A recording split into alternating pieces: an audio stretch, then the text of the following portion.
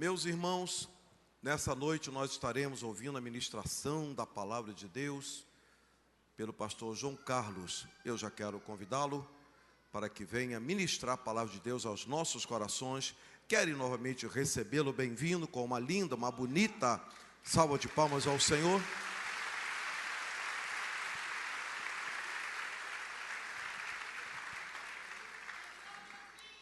Que Deus continue abençoando a igreja. É com muita alegria que estou aqui nesta noite. Cheguei ontem de viagem e aqui estamos para cultuar, adorar a Deus.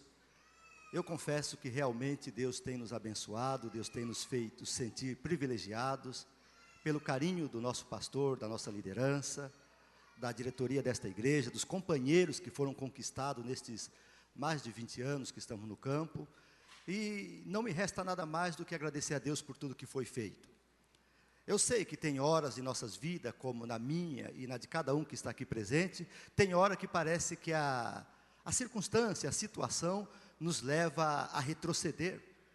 Parece que tem momento que sentimos que as nossas forças, parece que a nossa bravura, a nossa destreza, o nosso conhecimento, parece que nos leva até mesmo perder o foco.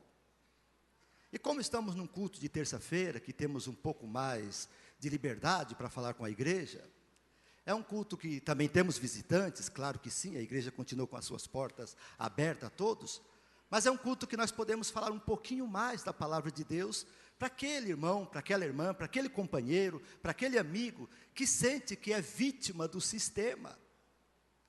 Porque nós apenas sentimos, não somos vítimas.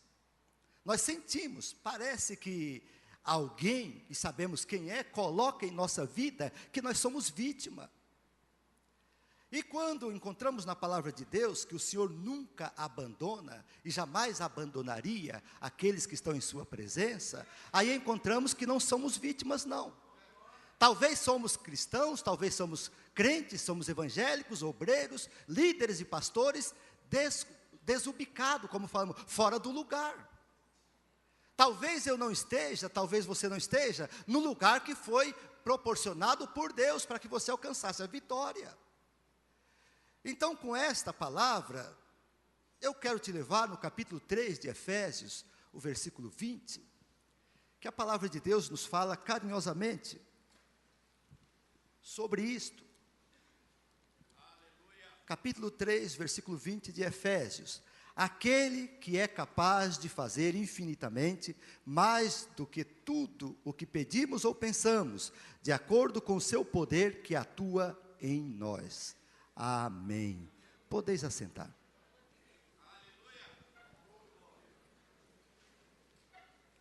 Aqui eu posso encontrar talvez um refrigério. Aqui eu posso encontrar talvez um despertamento, uma alegria. Porque chega a hora, como eu tinha iniciado falando, chega a hora que você, chega a hora que eu, chega a hora que nós sentimos que as nossas forças não são capazes mais de vencer. E aí nós entramos num caminho e chegamos numa encruzilhada e não sabemos mais qual é a nossa identidade. Não sabemos mais se somos obreiros. Não sabemos mais se somos membros. Não sabemos mais se somos cristãos. Porque chegamos numa encruzilhada, que o caminho, a situação nos levou àquela encruzilhada, e nós não temos mais como definir qual é a nossa posição. Não sei se estou com Cristo, crucificado em Cristo, crucificado com Cristo, ou se eu estou seguindo a vontade da onda que está acontecendo por aí. Então, neste momento que eu me encontro nesta encruzilhada, aí eu tenho que parar e pensar, Deus, qual é a minha... Qual é, Senhor, a minha objetividade? Qual é a minha posição, Senhor, neste mundo que está desta maneira? Qual é a situação, Senhor, que o Senhor queria me encontrar agora? De que maneira o Senhor queria me contemplar agora, Deus, nesta encruzilhada, nesta indecisão? De que maneira o Senhor queria que eu me comportasse? E aí nós vemos aqui o apóstolo Paulo escrevendo, aquele que é infinitamente capaz e poderoso para cumprir e fazer, realizar muito mais do que pensamos ou imaginamos. Mas aí continua a história com uma vírgula dizendo, conforme a graça do seu poder que atua em nós. Então, para que eu possa desfrutar deste conhecimento, para que eu possa desfrutar desta vitória, desta alegria de ser cristão, desta autoridade espiritual, eu tenho que ter também a participação de Deus na minha vida. Eu tenho que saber qual é a medida da sua graça, de que maneira o seu poder está atuando na minha vida, de que maneira o Evangelho me transformou, de que maneira o Espírito Santo está me aperfeiçoando. Eu tenho que saber também de que maneira está o agir de Deus na minha vida. Eu não posso ser apenas um deficiente espiritual, querendo que Deus supra as minhas necessidades, querendo que Deus realize os meus sonhos e projetos, mas não tem nenhum agir de Deus na minha vida. Eu não posso ser desta maneira. Domingo à noite eu pregava sobre este tema, era um culto de Santa Ceia, frio, chuvoso, e eu falava sobre isto. Eu falava que muitas vezes nós queremos que Deus cumpra todas as suas promessas, infinitamente capaz de cumprir muito mais do que eu pensei, ou imaginei, ou sonhei, ou pedi. Mas agora, de que maneira Deus vai cumprir isto, se eu não tenho a manifestação dEle na minha vida, se eu não tenho uma vida transformada, uma vida que foi adquirida pelo preço do sangue do Calvário, se eu não tenho nenhuma marca de mudança na minha vida, se eu não tenho nenhuma presença notória, verdadeira do Espírito Santo de Deus na minha vida, como eu posso conquistar vitórias? Como eu posso conquistar vitória? De que maneira eu quero ser bem sucedido no meu casamento? De que maneira eu quero ser bem sucedido com a minha família? De que maneira eu quero ser bem sucedido na membresia ou no grupo que eu participo da igreja? De que maneira eu quero ser bem sucedido na administração da congregação que me foi confiada, se eu não tenho este atuar, este agir da graça e do poder de Deus na minha vida? Eu sou um crente apático, anêmico, um crente sem conhecimento, sem fundamento, e quero que Deus cumpra as suas promessas. Eu quero que a minha congregação esteja bombando entre as melhores, eu quero que o meu ministério seja evidenciado, mas eu não tenho nada que comprove que a graça de Deus está na minha vida. Eu não tenho nada, eu sou vazio, sou oco.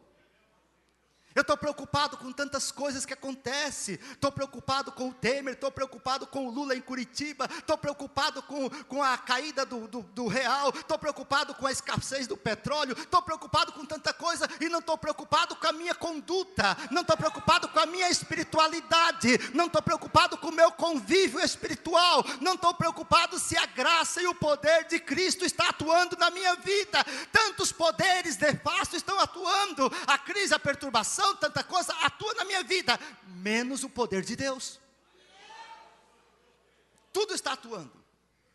Eu saio pela rua preocupado, eu chego em casa preocupado, já vou chutando o cachorrinho, já vou pisando na garganta do gatinho, tudo estressado, porque tudo isto me afeta, mas não sou afetado pelo poder de Deus. Não, o poder de Deus não, fica para depois. A graça de Deus fica para depois. Mas aqui diz o apóstolo Paulo, conforme a graça do seu poder que atua em nossa vida. Eu vou conquistar vitória sim, eu vou triunfar sim, o meu ministério vai ser prosperado sim, a minha família vai ser abençoada sim, o meu casamento vai ser restaurado sim, mas conforme a graça e o poder de Deus que atua na minha vida, conforme o que está atuando na minha vida. Se eu não quero nada com Deus, se eu não quero aliança com Deus, se eu não quero pacto com Deus, se eu não quero compromisso com Deus, como eu posso pedir a Ele que cumpra promessas na minha vida? De que maneira? De que maneira eu vou chegar diante de Deus dizendo: Deus, o Senhor me prometeu abrir o mar, o Senhor me prometeu, Senhor amado, que não faltaria nada, o Senhor prometeu abençoar a minha casa, a minha família, e nada disso acontece. Ei, primeiramente eu quero te dizer, meu amigo, eu quero te dizer, meu companheiro, Deus não mentiu, Deus não falhou, Deus não está faltando. O que está faltando em você, o que está sendo ausente na tua vida, é a graça e o poder de Deus. Eles estão ausentando da tua vida. Não temos mais espaço para Deus, não temos mais lugar para Deus, não temos mais dedicação para Deus, ou seja, está faltando um pouquinho mais de Deus na nossa vida. Por quê? Porque segundo o poder e a sua graça que atua em nossa vida, Ele irá realizar coisas que nós nem imaginamos, porque Ele é Deus, e Ele continua querendo abençoar. Ele continua querendo abençoar. Nós vimos aqui um exemplo. Gastamos 7, 8 mil reais em um aniversário de criança. e não ofertamos R$100. E aí queremos que esta criança cresça na graça e no conhecimento. Aí apresentamos aqui, o pastor pega bonitinha aquela criança. Deus, guarde esta criança, Senhor, que ela cresça no teu caminho, na tua graça, no teu conhecimento, que seja um instrumento de glória. Gastamos 7 mil no aniversário de primeiro ano, 20 mil, e o que passou, não demos uma ofertinha dizendo: Senhor, aqui está uma oferta, Senhor, de sacrifício, porque o meu filho nasceu, porque o meu filho não tem nenhuma doença, porque o meu filho não tem nenhuma contaminação, porque é saudável, está fazendo baguncinha na casa, está alegre, saltando. Aqui está a oferta. Princípio bíblico. É um princípio bíblico que nós também aplicamos de certa maneira. Ali nós temos o costume de ofertar antes que o milagre aconteça, dizendo: Senhor, eu sei que o meu milagre vai acontecer, então aqui está o voto, Senhor, de confiança, porque já sei que tu abriste a porta. Nós temos que aprender a confiar em Deus, porque Deus é capaz de fazer muito mais do que imaginamos. Ele é capaz, meu companheiro, de dar esta autoridade, esta unção que você está precisando no momento de ministrar a palavra, porque talvez você esteja aí, ninguém mais queira te ouvir, ninguém mais queira saber do dia que você está ministrando no culto. A gente diz: eu não vou na congregação hoje não, porque é o irmão fulano, é o irmão Lodovico que vai trazer a palavra. Então, irmão Lodovico, comece agora a sentir a presença de Deus na tua vida, e deixe o agir de Deus na tua vida, e diga: Senhor, fale tu e não eu, usa-me, Deus, eu não quero te usar, mas eu quero ser usado por ti, ó Deus, e tu vai ver a diferença. Aí vamos ver uma grande diferença, porque é Ele que faz, a obra é dele, Ele é o maior inversionista na obra. Ele é aquele que está dando, meus irmãos, seguimento à obra, de tal maneira que Ele aplicou tudo o tesouro que Ele tinha. Ele aplicou a própria vida do seu Filho Jesus Cristo nesta obra. Ele está empenhado para que esta obra cresça, para que ela prospere, para que ela alcance dimensões assustadoras, porque é o maior inversionista na igreja, se chama Deus. Então Deus que está investindo nesta obra, Ele quer agora colaboradores. Ele não quer tropeços nem barreira. A obra dele é soberana. Ele traçou, meus irmãos, um caminho. Ele traçou um ideal para ser seguido. Ide por todo mundo, fazei discípulo em todas as nações. Ou seja, discipular, fazer discípulos, significa fazer seguidores. Não significa que o líder fala A e você fala B, C, D, F. Não, é discípulo. O apóstolo Paulo teve um sucesso extraordinário no seu ministério, a contradita do apóstolo Pedro, que era um homem fantástico. Não estou aqui criticando o atuar de Pedro, não, mas estou apenas colocando à luz da Bíblia, porque é um culto da palavra. O apóstolo Pedro, com toda aquela mirabolante manifestação de Deus na sua vida, ele tinha uma mente pequenininha, ele queria ficar em Jerusalém, queria pôr tantos tropeços e barreiras. Então Deus disse, o Senhor falou lá no céu, eu preciso de alguém destemido, eu preciso de alguém que tenha condições, eu preciso de alguém que tenha caráter, eu preciso de alguém que seja moldado na obediência e na fidelidade. Aonde eu vou encontrar esta pessoa? E ele viu em Saulo de Tarso um perseguidor esmerado, alguém que cumpria a ordenança dos seus superiores, a ponto de avançar contra os cristãos daquela época. Aí o Senhor falou, é este que eu quero. Ele cumpre ordem, arrisca ao pé da letra. Eu só preciso do meu espírito na vida dele, e ele vai me obedecer. Aí ele tem um encontro com Saulo, transforma em Paulo. E o que acontece com Paulo agora? Paulo expande o evangelho por todo o reino antigo. Por quê? Porque Deus precisa de obediência. Deus precisa de alguém que esteja disposto a obedecer, não criticar, não murmurar, não pensar que vai fazer o seu castelinho de sonhos separado no grande jardim de Deus, não, porque é Deus que tem o plano, o projeto é dele. Então nosso irmão Pedro ficou também com a parte que lhe correspondia, mas ele evitou o crescimento. Vocês podem notar que o Evangelho, o Novo Testamento, na sua totalidade quase foi escrita pelo apóstolo Paulo. Por quê? Porque o apóstolo Paulo era homem que podia cumprir uma ordem que fosse dada. Não é como eu, como você, que talvez o nosso líder diz, irmão, pinta esta parede de verde, você vai e pinta de laranjado. Irmão, eu quero que esse púlpito fique um pouquinho mais à direita, você vem e coloca um pouquinho mais à esquerda, e você quer a bênção de Deus. Nada vai acontecer enquanto você não estiver na obediência. Porque é conforme a graça e o poder que atua em nossa vida primeiro na nossa vida, primeiro na tua vida, companheiro, primeiro na minha vida. Eu tenho que estar com a minha vida na graça, no poder. E qual seria a graça e o poder? A obediência. Aí eu estando na graça e no poder, o que acontece? Deus, que é infinitamente bondoso e capaz de fazer muito mais do que possamos imaginar, Ele vai continuar fazendo, porque é a especialidade dEle. Então, quando nos deparamos naqueles momentos críticos em nossa jornada, porque ninguém é aqui, meus irmãos, uma asinha branca, uma auréola em cima, não. Somos homens, somos mulheres, temos aqui a nossa vida sugestionada por situações que nos rodeiam de todo lado, claro, mas isto não pode contagiar a minha relação com Deus. Não, isso não pode, porque a Bíblia mesmo nos ensina: o que me apartará do amor de Deus? Será uma crise no governo? Será um problema de falta de combustível? Será um aumento, a subida desenfreada dos preços? Não, o que me apartará do amor de Cristo? O que me apartará de Deus? Nada disso, nem a peste, nem a nudez, nada poderá me apartar do amor. Mas agora sabe o que me aparta? O que me aparta é a ausência desta graça, a ausência deste poder, a ausência do sangue do Cordeiro sobre a minha vida. Isto me aparta. E quando nós falamos o sangue do Cordeiro em minha vida, nós imaginamos Jesus Cristo sendo crucificado. Imaginando Jesus Cristo sobre a cruz ali, com os braços abertos, seu sangue derramado. Imaginamos então um Cristo sendo ali, dilacerado por mãos assassinas, vingadoras. E aí de repente, meus irmãos, o céu se escurece. A terra toda começa a sacudir num grande terremoto.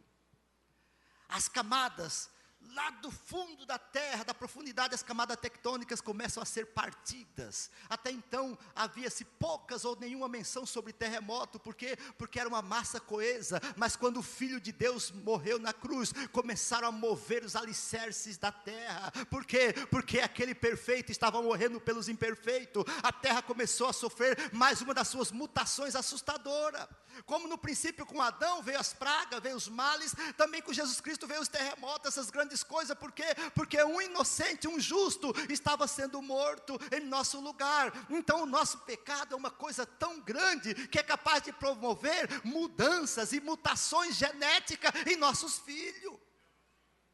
Pode sim, pastor, alguém viciado em algum tipo de droga psicodélica ou alucinógena, vai ver que os seus filhos vão ter algum problema. Alguém que tomou uma medicina altamente controlada, vai ver que na sua genética vai ser alterada o fruto que está vindo do seu ventre. Ou seja, tudo isto acarreta coisas que vai no futuro provocar uma reação assustadora. Então, da mesma maneira que tem essas reações assustadoras, tem também as reações maravilhosas de Deus. Se a graça de Deus está atuando na minha vida, se o poder de Deus está atuando na minha vida, se o sangue do Cordeiro está atuando na minha vida, sai da frente capeta que vai um vencedor, sai da frente barreira que vai alguém destruir, em nome de Jesus, aleluia. Então é isso o que falta para mim nesses dias, o que está faltando na minha vida. Eu te digo, meu irmão e minha irmã, o que falta na minha vida nesses dias é a graça e o poder de Deus, porque a graça e o poder de Deus me dá condições de saber que eu estou na presença do Pai. A graça e o poder de Deus me dá condições de vencer o meu Getsemane. A graça e o poder de Deus me dá condições de atravessar o meu deserto. A graça e o poder de Deus me dá o poder e autoridade para vencer o meu Carmelo. E também, meus irmãos, o meu Moriá. Sabe por quê? Porque não será luta, não será batalha que irá fazer a igreja parar. Não será as adversidades, não será os planos governamentais, não será isto nem aquilo. O que pode parar a marcha da igreja é cristão que desacredita de Deus, é crente que está apático ao poder de Deus, é crente que não busca mais a revelação da palavra, é crente que não dedica mais o seu altar consagrado ao Senhor. É altar que está apagado, é pavio que está fumegando. Mas quando você reconhece que a graça e o poder de Deus está na tua vida, você levanta, ainda que seja do abismo, você levanta, ainda que seja da cinza, e a glória começa a manifestar, e o poder começa a manifestar, porque Deus ainda é Deus, capaz de fazer muito mais do que imaginamos, aleluia. Oh, aleluia! Quando a graça e o poder de Deus atuam em nossa vida, quando nós nos despimos de todo este homem falível, de todo este homem inflamado pelo pecado, quando nós renunciamos toda esta, de certa maneira, covardia humana, dizendo que não precisamos de Deus, dizendo que somos absolutamente capazes de resolver os nossos problemas, dizendo que da minha casa eu cuido, da minha família eu cuido. Claro que seria uma maneira até poética de expressar, mas eu te digo, eu não posso cuidar da minha vida, eu não posso cuidar da minha casa, eu não posso cuidar da minha família. Então me cheguei de joelhos aos pés de Cristo e disse: toma conta da minha vida, toma conta da minha casa, toma conta da minha família. O mundo está em crise, o mundo está em caos, mas o Senhor continua soberano, o Senhor continua absoluto, o Senhor continua vencendo, o Senhor continua prosperando, o Senhor continua abrindo porta. Então, Senhor, receba-me na tua presença e age da tua maneira, porque a tua maneira é melhor, a tua maneira é saudável, a tua maneira é, Senhor, prazenteira, Senhor. E tem a Bíblia ainda para confirmar isto, porque certa feita o Senhor falou, usando um dos seus profetas, dizendo: ei, eu sei os meus pensamentos que eu tenho acerca de ti. Eu sei que os meus pensamentos para você não são pensamentos de morte, são pensamentos de vida. Eu sei que os meus pensamentos para vocês não são pensamentos de miséria, são pensamentos de bênção. Então, meus irmãos, este Deus, que ainda de toda esta corrupção espiritual, vamos dizer, porque estamos sendo corrompidos. Meu Deus, estamos sendo corrompidos.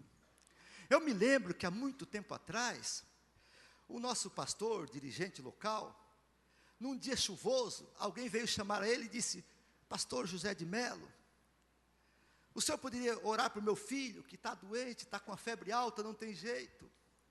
E naquele tempo os hospitais eram muito longe. Aquele pastor pegou a sua bicicletinha com uma espátula e foi limpando, que o barro lá gruda mesmo, e fez mais ou menos 12 quilômetros, talvez um pouquinho mais, na lama, no barro vermelho. Ele é um pastorzinho bem feinho, bem magrinho, bem esquisito mesmo. Imagina essa figura cansada de pedalar uma bicicleta na lama. Chegou na casa do irmão abençoado, encostou a bicicleta, enquanto vinha um copo com água. Aquele pastor sentou ali naquele banquinho para beber água, de repente buzina um jipe lá em cima, na cabeceira do sítio. Aquela irmã deu um salto e disse: glória a Deus, veio o carro para levar meu filho para o hospital. Há muito tempo atrás, já tinha essa inversão de valores. Aquele pastor que fez mais de 12 quilômetros de bicicleta na lama, não teve nenhuma emoção ao ser recebido. Mas quando buzinou apenas um jipe lá em cima, a irmã toda se alegrou. Aí veio o carro para levar o meu filho para o hospital. Notaram o que eu quero falar? Nós estamos dando prioridade a coisas que deveriam estar em terceiro ou quarto lugar, porque o nosso Deus ainda faz milagre. O nosso Deus ainda abençoa a vida. O nosso Deus ainda salva casamentos em ruína. O nosso Deus ainda liberta das drogas e da prostituição, do homossexualismo. O nosso Deus ainda levanta ministérios caídos. O nosso Deus ainda aviva a chama que foi apagada. Mas sabe o que acontece? Eu não sou contra a ciência nem a medicina moderna, mas o que tem de crente fazendo tratamento de terapia, sendo convidados para alguém entrar na sua mente. Chega aí no divã de um psicanalista, expondo os seus relacionamentos. Eu não sou contra isto não, mas talvez não abra o seu coração diante de Deus para dizer: Deus, eu preciso de Ti, Senhor. Para Deus fica com uma vida dupla. Para Deus vem na igreja todo bem vestidinho ou vestidinha. Para Deus é um santinho. Mas no divã de um psicanalista, abre o jogo com aquele homem. Talvez um bruxo, talvez alguém que está numa religião dessas danada por aí, ele abre o coração, porque o meu marido, porque a minha esposa, porque isto, porque não abre o coração para Deus? Porque não abre a sua vida para Deus, dizendo: Deus, não foi o casamento que eu sonhei, não foi a esposa que eu sonhei, não foi o marido que eu sonhei, mas conforme a tua graça e o teu poder que está na minha vida, restaura a minha casa, restaura a minha família, entra com milagres, Senhor. E aquele que é infinitamente capaz de fazer muito mais do que podemos pensar ou imaginar, Ele continua abençoando, Ele continua com as mãos estendidas, Ele continua provocando milagres, Ele continua dizendo: ei, eu ainda te amo, eu ainda sou teu Deus, eu ainda preservo a tua integridade, eu ainda guardo a tua casa, eu ainda quero te abençoar, ei, eu ainda te amo. Que Deus te abençoe em o nome de Jesus. Aleluia.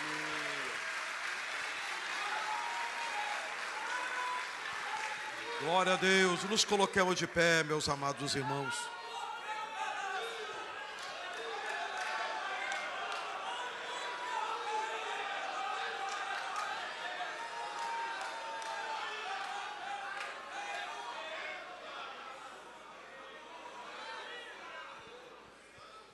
Eu não tenho dúvida nenhuma que Deus falou a muitos corações nessa noite.